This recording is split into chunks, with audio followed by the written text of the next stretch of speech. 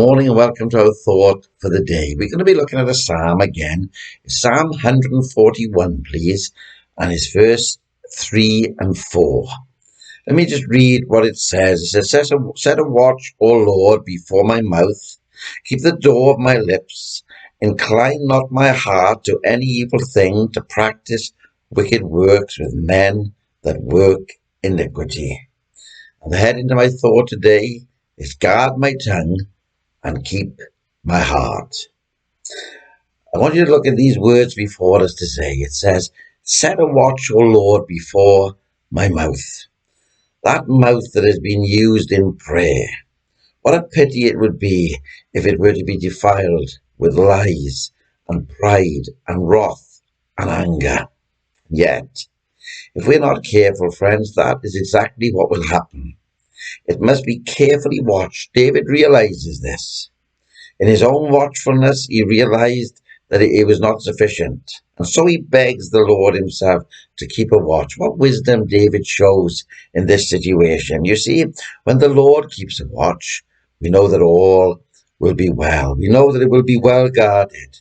We read in James chapter 3 and verse 5 that the tongue is a little member and boasteth great things. It goes on to say that the tongue is a fire, a world of iniquity. It defileth the whole body, and it is set on fire of hell, and no man can rule it.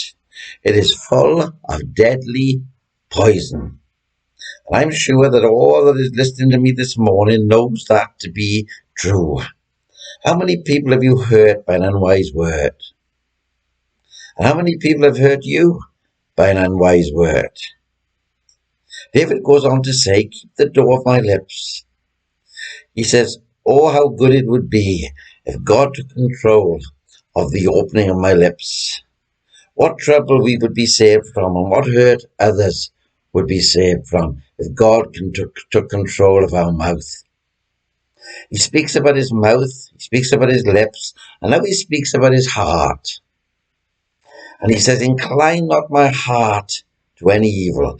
In other words, he is saying, lead me not into temptation. Here the psalmist knows that he who rules the heart is the Lord of the man.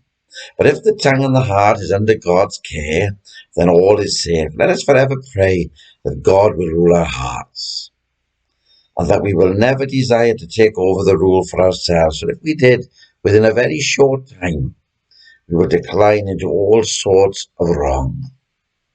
It goes on to say, to practice wicked works with men that work iniquity.